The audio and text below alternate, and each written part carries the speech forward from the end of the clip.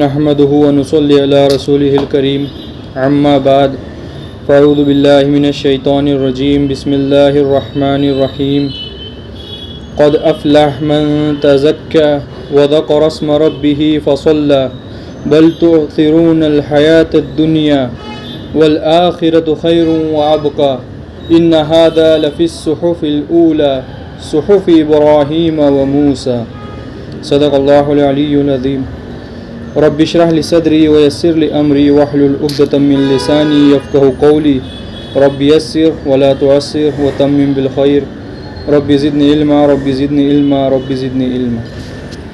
ابھی جن آیتوں کی میں نے آپ سب کے سامنے تلاوت کی ہے وہ سورۃ اعلیٰ کی آیت نمبر 14 سے لے کر آیت نمبر 19 ہے، جس کے اندر اللہ نے بڑے ہی خوبصورت انداز میں انسان کی کامیابی اور اس کا جو کامیابی کے ارد گرد جو مرکز ہے اس کو اللہ تعالیٰ نے جو ہے اس کے اندر بیان کیا ان آیتوں کے اندر۔ یہ جو آیت ہے یا پھر یہ جو صورت ہے یہ مکہ میں نازل ہوئی صورت ہے، اور یہ اس دور میں نازل ہوئی صورت ہے جب حضور صلی اللہ علیہ وسلم جو ہے مکہ کے مشرک اس قبیلوں میں یا پھر مشرک سماج کے اندر جو ہے دعوت دین کا کام کر رہے تھے اور دعوت کی تبلیغ دے رہے تھے۔ جب حضور صلی اللہ علیہ وسلم لوگوں کو دعوت کی طرف بلاتے تھے، ان کو دعوت دیتے تھے نماز کی طرف، اسلام کے احکامات کی طرف، تو وہ لوگ حضور صلی اللہ علیہ وسلم کو جھٹلاتے تھے یہ کہہ کر کہ اگر آپ سچے ہیں اور آپ جو دین لائے ہیں وہ سچا ہے تو یہ جو دنیا کا مال و متاع ہے یہ ہمارے پاس کیوں ہے، ہم اتنے امیر کیوں ہیں، اور جو تمہارے سپورٹرز ہیں وہ سب غریب کیوں ہیں، کیونکہ حضور صلی اللہ علیہ وسلم پر ایمان لانے والے سب اس وقت کے غلام تھے۔ تو وہ حضور صلی اللہ علیہ وسلم کے اوپر یہ اعتراض کرتے تھے اگر تم سچے ہیں، اگر اصل خدا جو ہے جو تم کہتے ہو اگر تمہارے ساتھ ہے تو ہم اتنے امیر کہیں کو ہے، ہمارے پاس اتنا پیسہ پوزیشن یہ سب کہیں کو ہے۔ تو اس کا جواب دیتے ہوئے جو ہے اللہ تعالیٰ نے جو ان آیتوں کے اندر بتایا کہ اصل کامیابی دنیا کا مال، دنیا کی متاع، دنیا کی کامیابی، دنیا کی پوزیشن نہیں ہے، اور یہ بتایا کہ اصل کامیابی ہے کیا، اسی کو جو ہے ہم دیکھنے کی اور سمجھنے کی جو ہے کوشش کریں گے۔ پہلی آیت میں اللہ تعالیٰ نے فرمایا قد افلح من تزکا۔ جب بھی قرآن میں قد لفظ استعمال ہوتا ہے قاف اور دال سے، جب بھی یہ لفظ قرآن میں استعمال ہوتا ہے یہ تحقیق کے لیے ہوتا ہے، اور یہ بات سمجھاتا ہے کہ جو بھی اس کے آگے بات کہی جا رہی ہے وہ 100% صحیح ہے اور 100% جو ہے ہونے والی بات ہے۔ جب قد ہوتا ہے قد کے بعد جو بھی آ رہا ہے وہ 100% جو ہے اللہ تعالیٰ کی اتھارٹی میں ہونے والی بات ہے۔ اللہ تعالیٰ نے جو اگر کوئی بات اس کے بعد کہی دی مطلب وہ کوئی چیز بھی جو ہے اس کو ٹال نہیں سکتی۔ اللہ تعالیٰ نے فرمایا قد افلح من تزکا، یقیناً کامیاب ہو گیا وہ جس نے اپنے آپ کو پاک کیا۔ افلاح کے معنی یہاں پر کامیابی کے لیے گئے ہیں۔ کامیابی سے مراد ہے یہ جو ورڈ ہے افلاح، یہ اس کا جو روٹ ورڈ ہے فا لام اور ہا، اس سے یہ نکلا ہوا ہے۔ اس کے جو عرب کا جو سماج تھا، عرب کے سماج میں جو ایک کسان جو ہوتا ہے اس کو فلاح کہتے تھے۔ جو کسان کھیتی کا جو کام کرتا ہے اس کو عرب کے سماج میں فلاح کہتے تھے۔ اس کا مطلب یہ ہوتا ہے کہ ایک جو کسان ہے وہ زمین کو پھاڑ کر اس کے اندر جو بیج بوتا ہے اور اس بیج سے جو اناج نکلتا ہے اس پورے پروسیس کے ضمن میں جو ہے کسان کو فلاح کہتے ہیں۔ یعنی وہ جو کامیابی کسان کو حاصل ہو رہی جب وہ بیج بو رہا ہے اور اس بیج سے جو ہے ایک پودا نکل رہا ہے یا پھر اناج نکل رہا ہے یا پھر جو پھل فروٹس نکل رہے ہیں، یہ پروسیس آسان پروسیس نہیں ہے۔ جتنی محنت اس کے پیچھے درکار ہے اگر اس کو ہم سمجھیں گے تو ہم کو اصل میں جو فلاح کا یا پھر کامیابی کا مطلب ہم کو جو ہے سمجھ میں آئے گا۔ تو اللہ تعالیٰ نے کہا کہ قد افلح من تزکا، کامیاب ہو گیا وہ شخص جس نے جو ہے اپنے آپ کو پاک کر لیا۔ یہاں پر اللہ تعالیٰ یہ بتانا چاہ رہے ہیں کہ اس کامیابی کو حاصل کرنے کے لیے یا پھر اپنے جو نفس کو ہے پاک کرنے کے لیے جو پروسیس ہے یہ اتنا آسان پروسیس نہیں ہے، اس کے پیچھے جو ہے بہت محنت درکار ہے۔ جو تزکا ورڈ استعمال ہوا ہے یہ جس مصدر سے آتا ہے، مصدر یعنی جو شدت اس کے اندر جو ہم کو جھلکتی ہے کہ بہت کوشش کرنا پڑتا اپنے آپ کو پاک کرنا یا پھر اپنے دل کو پاک کرنا یا پھر اپنے نفس کو پاک کرنے کا جو پروسیس ہے یہ آسان پروسیس نہیں ہے، اس کو بہت محنت کرنی پڑتی ہے، بہت مشقت کرنی پڑتی ہے، تب جا کر جو ہے انسان جو ہے کامیابی کو جو ہے حاصل کر سکتا ہے۔ اسی چیز کو جو ہے اللہ نے یہاں پر جو ہے بتایا۔ ابھی یہ جو کامیابی ہے اللہ تعالیٰ نے کہا کہ قد افلح من تزکا، کامیاب ہو گیا۔ ہم جب بھی کسی کو کامیاب ہونے کے ایڈوائس دیتے، سجیشن دیتے، ہم کیا بولتے ہیں؟ یہ کرے تو تم کامیاب ہوئیں گے۔ یہ کرے تو تم کامیاب ہو جائیں گے. اللہ نے یہ نہیں کہا کہ اگر تم یہ کرے تو ہو سکتا ہے تم کامیاب ہو جائیں گے. کامیاب ہو گیا پاسٹ ٹینس میں بتایا کہ یعنی جو بھی ابھی اس کے بعد جو آنے والی چیزیں ہیں اس کو اپنی زندگی میں اپنائے گا وہ شخص 100% کامیاب ہو جائیں. اس کے پیچھے کوئی شک نہیں کہ اس کا کسی بھی صورت میں جو ہے اس کو ناکامی ملے. وہ 100% جو ہے کامیاب ہو کر ہی رہے گا. پہلی چیز اس میں کیا ہے؟ تزکیہ، کہ اپنے دل کو صاف کرنا. یہ تزکیہ 2 معنوں میں بھی ہے. ایک جسمانی پاکی ہے اور ایک دوسرا روحانی پاکی. جسمانی پاکی وہ ہے جس کو اللہ تعالیٰ نے ہم کو اختیار کرنے کو کہا. نماز کے لیے وضو کرنا ہے، غسل کرنا ہے. یہ جتنی جو جسمانی پاکی جو ہم کو اوپر سے پاک رہنے کی باتیں وہ بھی اس کے اندر آ گئی. اور دوسرا جو ہے روحانی پاکی، اپنے دل کو، اپنے نفس کو ہر قسم کی بری خواہشات سے، ہر قسم کے برے جھکاؤ سے پاک کرنا، یہ بھی اس کے اندر جو ہے آتا ہے. آگے آیت میں اللہ تعالیٰ فرماتا ہے قد افلح من تزکیٰ وذکر اسم ربہ فصلی. پہلی چیز اپنے نفس کو پاک کرنا. پھر آگے اللہ تعالیٰ وہ چیزیں بتا رہے ہیں جس کے ذریعے سے انسان کا نفس جو ہے وہ پاک ہوتا ہے. اس میں پہلی چیز کیا ہے؟ اپنے رب کا ذکر کرو، اپنے رب کو یاد کرو. کیسے یاد کرو؟ اس کے نام لے کر. وذکر اسم ربہ فصلی، اپنے رب کو جو ہے اس کے ناموں سے یاد کرو. پھر جو کیا کرو؟ جب اپنے رب کو ناموں سے اس کے یاد کیا تو اس کے لیے جو ہے نماز پڑھو.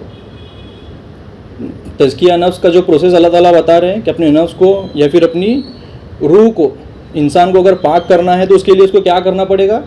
اس کے رب کا ذکر جو ہے ہمیشہ ہر وقت کرتے رہنا پڑے گا. اس کے رب کو اس کے اچھے اچھے ناموں سے یاد کرتے رہنا پڑے گا. اللہ تعالیٰ نے قرآن میں فرمایا کہ جتنے بھی اچھے نام ہیں وہ اللہ تعالیٰ ہی کے لیے، بس اللہ تعالیٰ کو جو ہے اس کے اچھے اچھے ناموں سے یاد کیا کرو.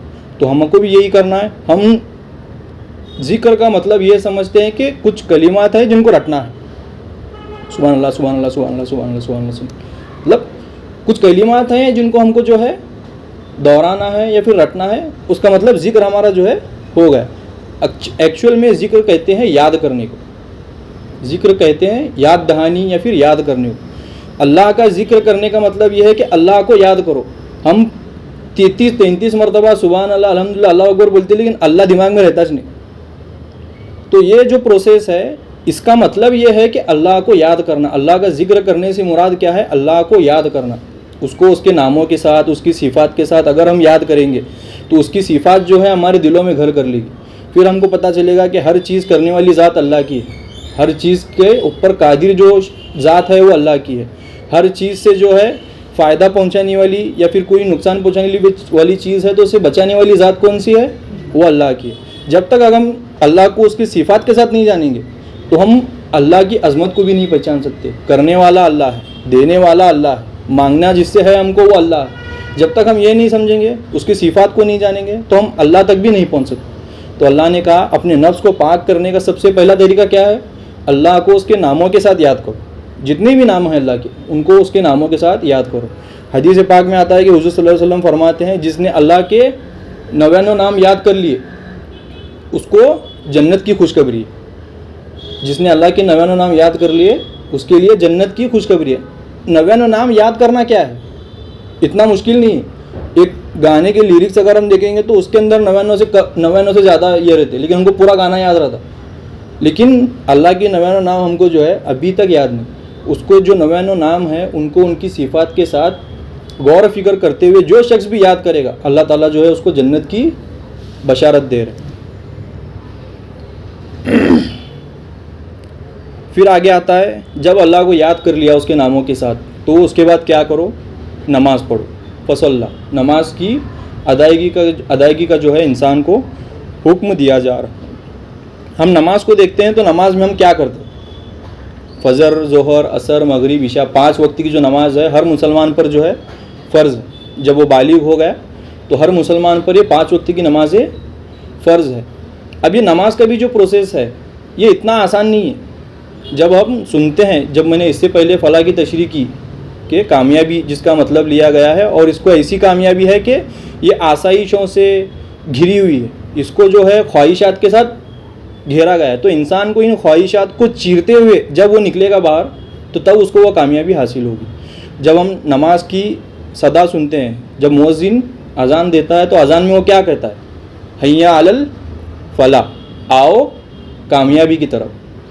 तो ये वही कामयाबी है। नमाज जब हम फजर में होते हैं तो उठना हमारे लिए बहुत मुश्किल रहता, ज़ोहर में होते काम में बिज़ी रहते, असर में होते थकावन रहती, असर मगरिब में थकान रहती है हमको, ईशा में रहते दूसरे कामों में बिज़ी रहते। तो इंसान क्या करता है, इन मामलात में नमाज को और अल्लाह के ज़िक्र को भूल जाता। अल्लाह ताला ने कहा उसके लिए नमाज पढ़ो और उसके नामों से उसको याद करो। कुरान में आता है कि अल्लाह ताला कहता है वमन आरदा अन ज़िक्रिल्लाहि फ़इन्न लहू मईशतन दनका। हम जो है पैसे के पीछे, माल के पीछे, दुनिया के पीछे अल्लाह ताला की याद से, अल्लाह ताला की इबादत से गाफिल हो जाते। अल्लाह ताला कह रहा है जिसने मेरे ज़िक्र से या फिर मुझे याद करने से जिसने एराज़ किया, मेरी याद दहानी से जिसने एराज़ किया, यानी मना किया, अल्लाह को याद करने से पीछे रहा या फिर अल्लाह ताला को याद करना ज़रूरी नहीं समझा, हम उसके लिए उसका रिस्क तंग कर देंगे। जिस रिस्क के पीछे अल्लाह को छोड़कर भाग रहे, अल्लाह की याद, अल्लाह के अहकामात, अल्लाह की नमाज को छोड़कर जिस रिस्क के पीछे भाग रहे, अल्लाह ताला कुरान में फरमा रहा है अगर तुम अल्लाह की याद से गाफिल होकर इसके पीछे भागोगे तो अल्लाह तुम्हारे लिए रिस्क को जो है और तंग कर देगा। अभी हम देखते हैं कि दुनिया के अंदर इतने ऐसे कई सारे लोग हैं जिनको अल्लाह ताला रिस्क दिए हुए, बहुत सारा रिस्क है, लेकिन वो अल्लाह को याद भी नहीं करते। रिस्क इसका तंग करने से मुराद ये नहीं है कि रिस्क की कमी करना, रिस्क तंग करने से मुराद ये है कि जितना भी रिस्क उसको दिया जाएगा वो उसके लिए काफ़ी नहीं रहेगा। अल्लाह ताला उसको ऐसी ऐसी चीज़ों के अंदर मुब्तला करेगा कि कभी भी ज़िंदगी के अंदर वो जो है सेटिस्फाई नहीं रहेगा। अल्लाह ताला कुरान में कहता है अला बिज़िक्रिल्लाहि तत्मइन्नुल कुलूब, खबरदार हो जाओ, अल्लाह का ज़िक्र ही, अल्लाह की याद ही वो चीज़ है जिससे दिल मुतमईन होते हैं। तो देखते हैं हम लोग दुनिया में लोग इतना पैसा कमाते लेकिन एक पल का सुकून उनको नहीं रहता। वही एक शख्स अल्लाह की 5 वक्त की नमाज अदा करे और नमाज के बाद थोड़ी देर के लिए बैठकर अल्लाह को याद करे तो उसके दिल में इतना सुकून रहता बता नहीं सकता। तो यही वो चीज़ है कि अल्लाह ताला कह रहा है कि अगर तुम असल कामयाबी चाहते हो तो असल कामयाबी दुनिया के पीछे भागने में नहीं है, असल कामयाबी अल्लाह की याद को छोड़कर अल्लाह से गाफिल रहने में नहीं है। असल कामयाबी जो है वो अल्लाह को याद करने में, उसको उसके सिफ़ात के साथ पहचानने में और उसके लिए जो है नमाज की अदायगी में जो है असल कामयाबी। आगे अल्लाह ताला नमाज के लिए अगर हम जो उसकी फ़जीलत है या फिर उसको छोड़ने पर जो वईद हैं जिनको हुज़ूर सल्लल्लाहु अलैहि वसल्लम ने बताया, अगर हम उसको देखते हैं तो अल्लाह के रसूल सल्लल्लाहु अलैहि वसल्लम फरमाते हैं आदमी और शिर्क और कुफ्र के दरमियान फ़र्क करने वाली चीज़ नमाज है। आदमी कुफ्र और शिर्क के दरमियान फ़र्क करने वाली चीज़ जो है वो नमाज है कि कोई मुसलमान है या नहीं है। अल्लाह के रसूल के दौर में अगर कोई शख्स नमाज को नहीं आता था तो उसके बारे में ये गुमान किया जाता था कि या तो वो मुनाफिक होगा या फिर दीन से फिर गया।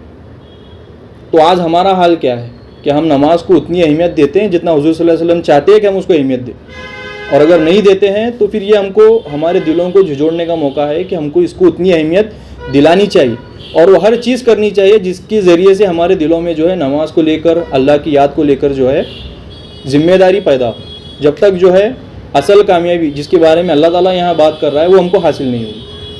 आगे और एक हदीस में आता है जिसमें अल्लाह ताला ने फरमाया हमारे और इनके यानी कुफ़ार के दरमियान अहद नमाज है, जिसने इसको छोड़ दिया उसने कुफ्र किया।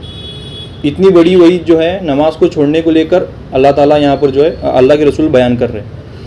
और एक हदीस में आता है कि रोज़ क़यामत के दिन, जब क़यामत का दिन वाक़ई होगा, इंसान को जो है उसकी कब्र से वापस ज़िंदा कर दिया जाएगा, तो सबसे पहली चीज़ जिसका इंसान से सवाल होगा वो उसकी नमाज़ होगी। जिसकी नमाज मुकम्मल और सही होगी उसके लिए आगे के मराहिल आसान होंगे, और जो नमाज में ही अटक गया तो फिर वो आगे के तमाम मरहलों में अटक जाएगा। इसी की अहमियत को जताते हुए हुज़ूर सल्लल्लाहु अलैहि वसल्लम एक और हदीस में कहते हैं कसम है उस ज़ात की जिसके हाथ में मेरी जान है, मेरा इरादा हुआ कि लकड़ियाँ जमा करने का हुक्म दूँ, फिर नमाज कायम की जाए, फिर एक शख्स लोगों को नमाज़ पढ़ाए और मैं इन लोगों के घरों में जाऊँ जो जमात में हाजिर नहीं होते और इनके घरों को आग लगा दूँ। कितनी बड़ी बात कह रहे हैं अल्लाह के रसूल, जिनको रहमतुल लिल आलमीन कहा जाता कि ये तमाम आलमों के लिए जिनको रहमत बनाकर भेजा गया, वो ये कहते हैं कि जो नमाज के लिए नहीं आता उसके घर को मैं जला दूँ। मेरी ख्वाहिश ये हुई कि उसके घर को मैं जला दूँ। इससे हमको जो है नमाज की अहमियत समझ में आती है। फिर जो है अल्लाह ताला ने ये जब चीज़ें बताई कि इंसान कामयाब हो गया वो शख्स जिसने अपने नफ्स को पाक किया, अल्लाह का ज़िक्र किया, उसके नामों के साथ उसको याद किया और नमाज़ पढ़ी। अब ये کامیابی کی ڈیفینیشن اللہ تعالیٰ نے بتائی کہ یہ کامیابی ہے. اب جب ایک انسان یہ سنتا ہے کہ اصل کامیابی اس میں ہے, تو کیا کوئی انسان ایسا ہوگا کہ جب اس کو سننے کے بعد بھی اس کے اوپر عمل نہ کرے؟ لیکن اللہ تعالیٰ جانتا ہے انسانوں کی خصلت کیا ہے. انسانوں کے اندر جو چیز اللہ تعالیٰ نے رکھی ہے وہ خود جانتا ہے کہ انسان کو میں نے کیسا بنا. آگے اللہ تعالیٰ فرماتا ہے بل تؤثرون الحیات الدنیا, مگر تم لوگ تو دنیا کے پیچھے ہی بھاگ رہے. تمہاری جو جتنی بھاگ دوڑ ہے وہ دنیا کو حاصل کرنے میں. تم یہ سمجھتے کہ دنیا حاصل کر لی مطلب کامیاب ہو گئے, دنیا مل گئی مطلب کامیاب ہو گئے, دنیا میں رتبہ مقام تم کو حاصل ہو گیا مطلب تم کامیاب ہو گئے. اللہ تعالیٰ پہلے کامیابی کی ڈیفینیشن دے رہا ہے کہ یہ چیز ہے, یہ کرنے کے بعد تم کو کامیابی حاصل ہوگی. پھر انسان کی خصلت کو بھی بیان کر رہا ہے. انسان ایسا ہے کہ یہ سب سننے کے بعد بھی اس کا دل ڈرتا نہیں, اس کا دل اس کی طرف رجوع نہیں کرتا, بلکہ وہ تو اسی میں ڈوبا ہوا ہے. بل تؤثرون الحیات الدنیا, وہ تو دنیا ہی کی طرف بھاگ رہا ہے, وہ تو دنیا کو ہی چاہتا ہے. اب ایک شخص کو اگر ہم دیکھیں گے تو وہ دنیا کے پیچھے کیوں بھاگتا؟ دو چیزیں. اپنا آج, اپنا جو کل ہے آنے والا کل, اس کو آج سے بہتر بنانا چاہتا ہے. جو کل اس کا آنے والا ہے اس کو آج سے بہتر, دنیا کو بہتر, اپنی دنیا کو بہتر بنانے کے لیے دنیا کے پیچھے بھاگتا ہے. اور دوسری چیز کیا ہے؟ وہ خواہش کرتا ہے کہ میں ہمیشہ ہمیشہ اس دنیا کے اندر رہوں, زندہ رہوں اور اس کی آسائشوں کو جو ہے اٹھاتے رہوں. اللہ تعالیٰ کہتا ہے یہ دنیا نہیں ہے, دنیا کے اندر یہ دونوں چیزیں تم کو جو ہے حاصل نہیں ہونے والی. پھر یہ دونوں چیزیں کہاں حاصل ہونے والی؟ اللہ تعالیٰ اس کی طرف ہم کو رجوع کرا رہا ہے, اس کی طرف جو ہے ہمارا دھیان بٹھا رہا ہے. بل تؤثرون الحیات الدنیا, مگر تم تو جو ہے دنیا کے پیچھے بھاگ رہے. والآخرۃ خیر وابقیٰ, اصل جو باقی رہنے والی اور جو ہمیشہ ہمیشہ کے لیے اچھی چیز ہے وہ آخرت ہے.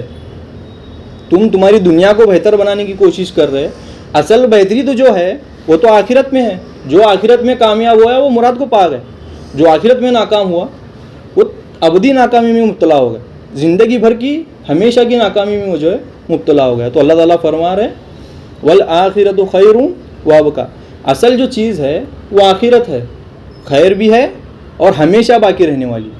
جتنی اچھائیوں کو یا پھر آسائشوں کو انسان یہاں حاصل کرنے کی کوشش کر رہا ہے, اللہ تعالیٰ کہہ رہے ہیں کہ وہ سب آسائشیں اس کو وہاں ملنے والی ہے. لیکن انسان کا دھیان کیا ہے؟ اس کو چھوڑ کر دنیا کے پیچھے بھاگ رہا ہے. ہمیشہ رہنے والی زندگی کو چھوڑ کر ایک وقفے تک ملنے والی زندگی کے پیچھے بھاگ رہا.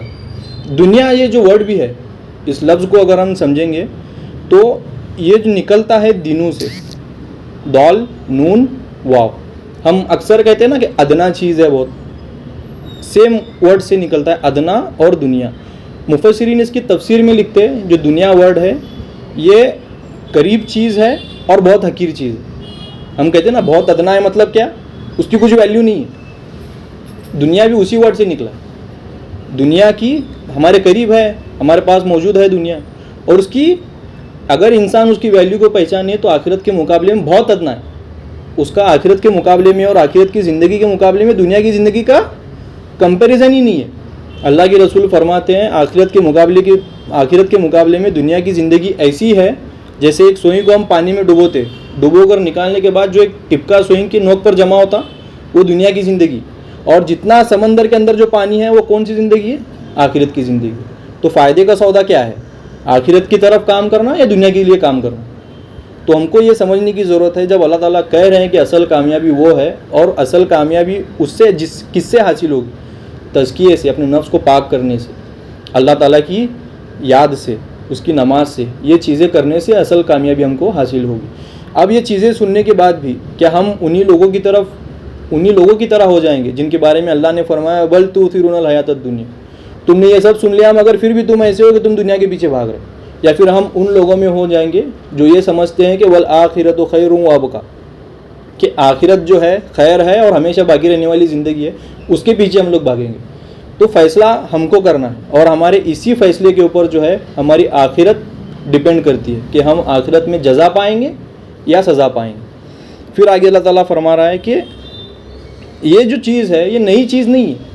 جب حضور صلی اللہ علیہ وسلم یہ دعوت قریش کو پیش کر رہے تھے مکہ کے اندر, ادھر کے مشرکین کو پیش کر رہے تھے, تو وہ لوگ کہتے تھے کہ تم تو کچھ نیا دین لے کر آئے ہو, تم تو جو ہے کچھ نئی چیز, نیا ریلیجن لے کر آئے ہو, ہمارا پہلے کا ریلیجن تو ایسا نہیں تھا, تم کچھ نئی چیزیں ہیں جو بنا کر تم نے گھڑی ہیں اور نیا چیز تم لے کر آئے ہو.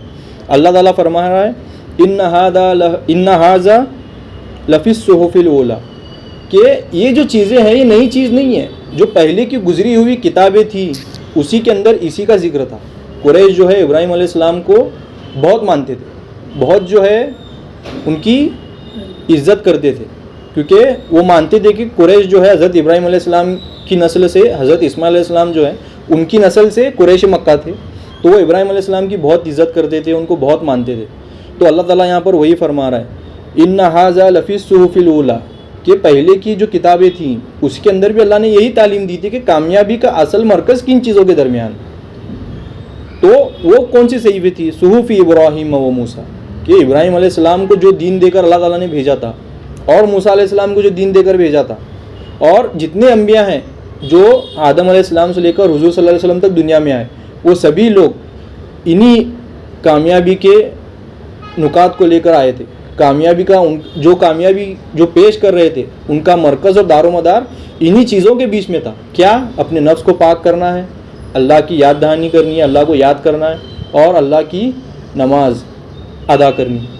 تو یہ نئی چیز نہیں ہے جن کو تم مانتے ابراہیم علیہ السلام، جن کی تم عزت کرتے، جن کو تم مانتے کہ ان کی نسل سے تم نکلے ہو، ان کو بھی اللہ تعالیٰ نے یہی حکم دے کر بھیجا تھا۔ اور جو یہود تھے جو مدینہ میں تھے، وہ موسیٰ علیہ السلام کی اپنی نسبت جو ہے موسیٰ علیہ السلام سے کرتے کہ ہم موسیٰ علیہ السلام کی نسل سے ہیں، تو ان کو بھی یہی بتایا جا رہا ہے کہ یہ جو دین ہے یہ نیا دین نہیں ہے جو حضور صلی اللہ علیہ وسلم لے کر آئے ہیں، یا پھر جو کامیابی کی جو راز حضور صلی اللہ علیہ وسلم بتا رہے ہیں یہ کچھ نیا راز نہیں ہے، یہ راز وہی ہے جو ہم نے پہلے کتابوں میں بھیجا تھا ابراہیم علیہ السلام کو اور موسیٰ علیہ السلام کو، اور جتنے انبیاء تھے ان تمام انبیاء کو۔ تو یہی چیز ہے کہ ہم کو ان آیات کے ذریعے سے سمجھنی تھی کہ اللہ تعالیٰ جو ہے اصل کامیابی کس چیز کو بتا رہے ہیں، اللہ تعالیٰ کے نزدیک اصل کامیابی آخر ہے کیا۔ تو آج ہم کو جو چاہیے، اگر ہم ان آیتوں کی تلاوت کی ہے، ہم نے ان آیتوں کی ہم نے ترجمہ پڑھا ہے، اور ان آیتوں کی جو ہے تھوڑی بہت تفسیر ہم نے سننے کی اور سمجھنے کی کوشش کی ہے، تو آج ہم کو چاہیے کہ ادھر سے اٹھنے سے پہلے جو ہے ہم کچھ عہد اللہ تعالیٰ سے کر لیں، کچھ وعدے جو ہے ہم اللہ تعالیٰ سے کر لیں۔ وہ کیا ہے کہ ہم جو ہے اپنے نفس کا تزکیہ کرتے رہیں گے، ہم جو ہے اپنے نفس کو پاک کرتے رہیں گے، جو بھی خامی جو بھی برائی اس نفس کے اندر ہے ہم جو ہے پوری کوشش کریں گے کہ ہم اس کو دور کریں۔ اور دوسری چیز کیا ہے؟ ہم اللہ کو جو ہے اپنی زندگی کا حصہ بنا لیں گے، اللہ کی یاد کو، اللہ کے ذکر کو جو ہے ہماری زندگی کا حصہ بنا لیں گے۔